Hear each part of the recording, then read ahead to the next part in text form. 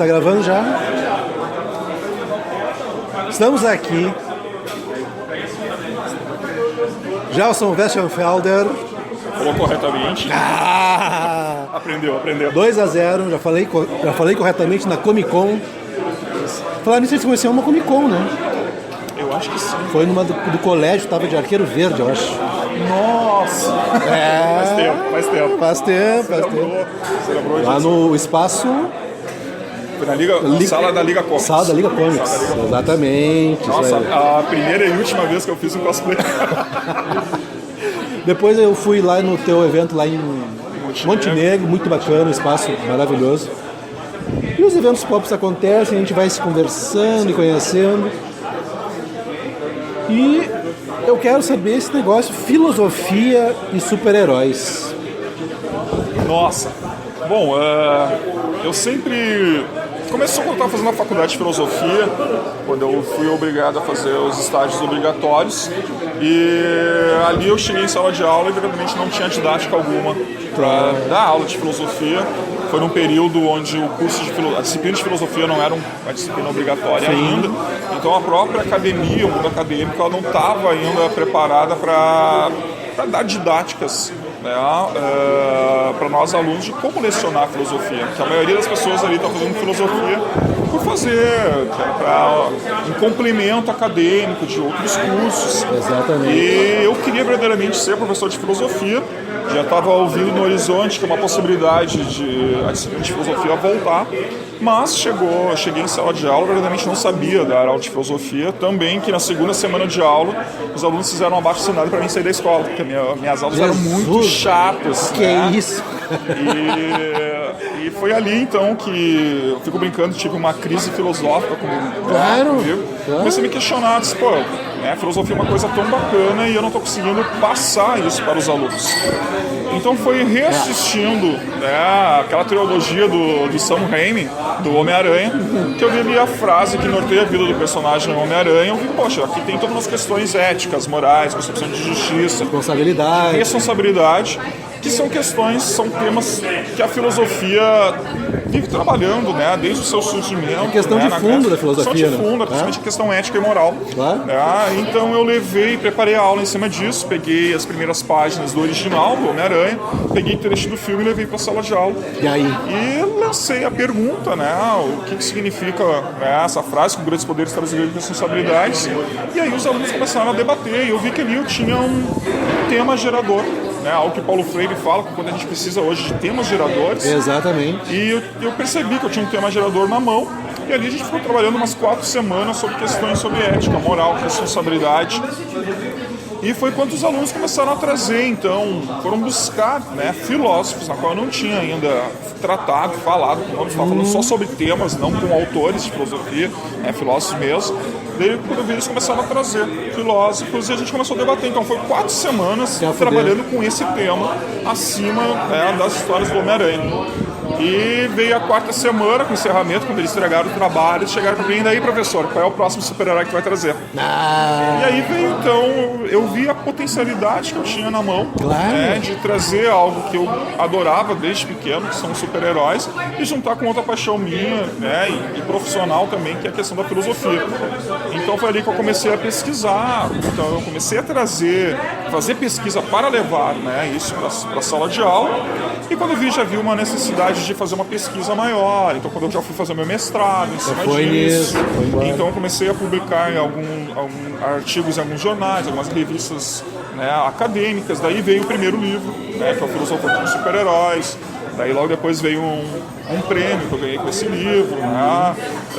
Hoje ele está em 2 países, saiu nas fronteiras brasileiras, e logo depois veio o segundo livro, que já é a minha dissertação de mestrado, que é quadrinhos em sala de aula mesmo, as questões éticas. E aí não parei mais, então estou com um projeto de um 3º livro, e fora que eu estou publicando tanto em livros acadêmicos, como capítulos de livros, e em revistas acadêmicas. E essa questão de aproximar a cultura pop de um assunto que tenha empatia com o público, esse que é o clique, né? Sim. As pessoas têm uma demanda que às vezes desconhecem, tem um assunto acadêmico duro, que é a filosofia, mas tem um uma ligação soft que é o mundo da cultura pop. Isso que eu acho maravilhoso. Aí que tem uma outra questão que diz um professor, meu co-orientador, professor Renato Machado, ele sempre diz, né, que a questão hoje de fazer a ciência não é pegar, né, o que é desconhecido e tornar familiar, e sim o que é familiar e tornar desconhecido. Vou pegar então as histórias em quadrinhos, que é algo hoje familiar a todos que leem histórias em quadrinhos, principalmente é um grande ícone da cultura pop, e a partir dela trazer algumas questões, né, criar, né, um estranhamento. Que é através do estranhamento que nós fizemos um conhecimento, buscamos conhecimento. E não podemos negar que as histórias em quadrinhos, a cultura pop em si tem muito conhecimento. Se a gente olhar lá os diretores de Star Wars, eles tem ali questões de conhecimento que hoje nós estamos usando. Se a gente olhar Star Trek, a ideia do celular está lá dentro. Então tem muitas questões do universo de conhecimento, tanto conhecimento empírico, elas estão na cultura pop. Então por que não usar isso para lecionar? Fica mais fácil tanto para o professor e mais fácil até para os alunos a entender melhor essas ações, né, que são temas de conhecimento que a gente pode estar jogando em sala de aula. E até o próprio consumo deles posteriores vão ver o próprio produto da cultura pop com outros olhos. Será que não tem alguma coisa? Olha, isso aqui eu já vi em outro lugar. Né? A cultura em si, ela traz conhecimento, né? E porém a gente olha assim, a cultura do entretenimento, uma cultura pop, né? Algo muito só dos jovens e algo, é só entretenimento e não tem mais nada disso. Ela é cultura também, e por ser cultura ela traz um conhecimento. E eu acredito que as histórias em quadrinhos, principalmente, elas vão trazer muito conhecimento, né? Tu vai ter questões de história, questões de economia, questões de saúde, tantas de raça, outras, de gênero, vai todos embora. ali estão inseridos nas histórias em quadrinhos, né? E se a gente olhar o que é histórias em quadrinhos, se a gente começar a olhar como uma arte sequencial, a arte sequencial é o início da nossa comunicação. Exatamente. Se a gente olhar lá... Antes da palavra veio o desenho. Veio o desenho. Aquelas pinturas rudimentares eram pinturas, uma arte em sequência. Claro. Então a gente vai ver, através da nossa história, a arte sequencial ela está inserida na nossa formação antropológica. Então as histórias em quadrinhos hoje, lógico, ela é um grande produto mercadológico, sem dúvida. Mas além disso ela está ali mostrando, né, é um produto também arcaico, né, que é uma das primeiras manifestações artísticas que permanece ainda hoje. Quero que tu fale sobre este livro aqui que eu comprei lá em Montenegro. Isso, e que eu devorei em 4 dias. Opa! Gostei, recomendo, leiam. Não é brincadeira, filosofia, quadrinhos, de uma maneira profunda, mas que te pega. Fala sobre esse livro aqui. Bom, o Aristóteles Super-Heróis, ele é minha dissertação de mestrado, lógico, aqui com uma linguagem um pouco mais coloquial, né, para se tornar literário. Eu venho pesquisar as histórias, as questões éticas inseridas nas histórias em quadrinhos. E aí meu orientador disse assim, não, eu tenho que escolher talvez um filósofo que trata essas questões éticas que estão inseridas ali. Então eu fiz um recorte, selecionei Aristóteles, né, que é um dos primeiros filósofos a escrever sobre ética, e também fiz um recorte buscando quais super-heróis que poderiam trabalhar. Então peguei lá histórias em quadrinhos do Superman e Batman, X-Men e o Homem-Aranha, então para fazer essa pesquisa. Porém, antes disso, como eu estava fazendo o meu mestrado, eu queria fazer meu mestrado em filosofia, e infelizmente o pessoal da filosofia dizia que trabalhar quadrinhos não é algo acadêmico. Claro. Eu acabei na educação, né, pesquisando. Como eu queria também trabalhar esses temas da filosofia para a sala de aula, então a educação foi um lugar bacana para fazer essa pesquisa. Então ali eu comecei a vir buscar também, coisa que está no livro, essa crítica histórica que nós temos sobre o uso de quadrinhos em sala de aula. Claro. Daí descobri que uma das primeiras críticas às histórias em quadrinhos surgiu no Brasil, para ser mais exato, Porto Alegre, Jornal Correio do Povo, na década de 50. Então que a partir daqui começou uma grande manifestação, principalmente por pais e por parte de educadores, e que veio cair até na década de 50 com o Wertham, que lança o livro Sedução do Inocente, onde a coisa é uma radical, né, na criação das histórias em quadrinhos. Então eu parto disso, né, quadrinhos em sala de aula, trazendo a questão crítica. Depois eu fico mostrando novas pesquisas que estão aí desde a década de 80, mostrando a potencialidade, né, de usar quadrinhos em sala de aula em diversas disciplinas, né, história, física, matemática, biologia, o que a história veio já apresentar, né, usando essas histórias em quadrinhos, e para daí entrar introduzir o que eu gostaria mesmo de trabalhar, que é a filosofia nas histórias em quadrinhos. Então eu começo a fazer então análise, né, sobre a ética inserida nas histórias em quadrinhos, nessa ética de Aristóteles, que está inserida então, né, dentro principalmente dos X-Men, que é a questão do bem, né, tanto quando Sócrates fala que todo indivíduo precisa conhecer o que é correto, conhecer o que é o bem, e necessita de uma educação para isso. E se a gente olhar nas histórias do X-Men, vem mostrar mais ou menos isso, quanto o professor Xavier, né, busca esses mutantes, e esses mutantes são treinados aonde? Dentro de uma escola. Eu preciso conhecer o que é o bem, para daí poder ter as minhas atitudes. Inclusive até a própria função do professor Xavier, que não é uma função professoral, e sim despertar aquilo dentro de cada herói. Isso, com certeza. Cai a ficha interna do cara. Com certeza disso. Isso também tem a ver um pouco com o Homem-Aranha, porém ele descobre tudo isso sozinho, né?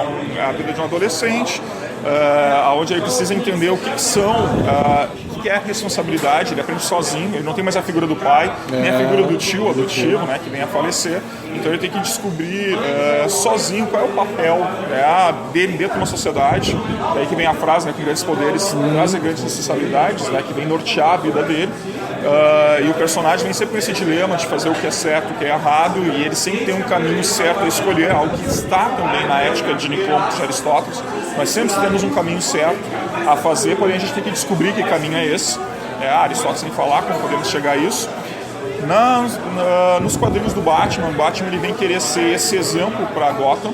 Tem a virtude. A questão da virtude, um exemplo de virtude, e Aristóteles vem falar que aprendemos virtude, aprendemos ética com modelos. E quanto há uma necessidade de uma sociedade a ter modelos para não cair no vício. E Batman vem ser esse modelo, né, aristotélico nas histórias em quadrinhos, ele vem ser influência, né, para os hobbits, depois até para alguns vilões, né, que se tornam heróis, né, que é o caso do Capuz Vermelho, exatamente, da Mulher Gato, que se torna heroína. Então o Batman vem ser esse exemplo e vem culminar no Superman, né, que é a finalidade do homem Aristóteles, que é a felicidade. O Superman nem querer ser isso. O Superman quer ser aceito como um ser humano. Exatamente. Então, se a gente vai olhar, principalmente a série Smallville, outros arcos que contam a juventude do Clark Kent, né? O Superman ele quer negar essa herança alienígena. Esse é o dilema dele. Esse é o dilema dele. Agora, só no momento que ele abraça, né, essa herança alienígena e usa esses dons em prol da comunidade onde ele vive, ele é aceito como um homem. E se torna humano. Não como um homem qualquer, mas um super-homem. E aí que vem a questão de Aristóteles, que é a finalidade do homem, é ser aceito na comunidade. Mas para tu ser aceito na comunidade, na polis, como Aristóteles vem falar, eu preciso fazer algo para dar para essa sociedade, para a sociedade me ver. Se eu não fazer nada, a sociedade não me vê e eu não sou aceito, eu não faço parte. Então vem mais ou menos assim, esses 4 histórias em quadrinhos e apresentar, né, as 4 partes que eu vejo dentro do livro, a ética de Nicômaco de Aristóteles. Curiosamente, 2 DC, 2 Marvel. Bem equilibradinho, para não dar briga. Pensei muito nisso na hora de escrever. Gelson, onde é que o pessoal te encontra porque o Gelson também dá palestra de qualificação de professores para saber lidar com essas questões de trazer a cultura pop para a sala de aula. Onde é que o pessoal te acha? Não, o pessoal pode me achar hoje nas redes sociais, só botar Gelson Meschenfelder. Se ver Meschenfelder fica difícil, basta botar lá Filósofos Quadrinhos, que aparece a minha página no Facebook. Eu tenho um site, né, www.filosofosquadrinhos.com. E algumas dicas que eu passo também no canal do YouTube, que já está saindo agora. Exatamente. Já saiu o 10º vídeo, saiu esse final de semana, né, que também é Filósofos Quadrinhos. E ali as pessoas podem entrar em contato comigo, se precisar de algumas dicas, ou ter uma formação, a gente está aí. Tá, joia. A gente agradece muito a tua presença, tu é um cara muito bacana, e a gente tem a honra de marcar o primeiro lançamento de livro no Feirão foi contigo. Ah, pô!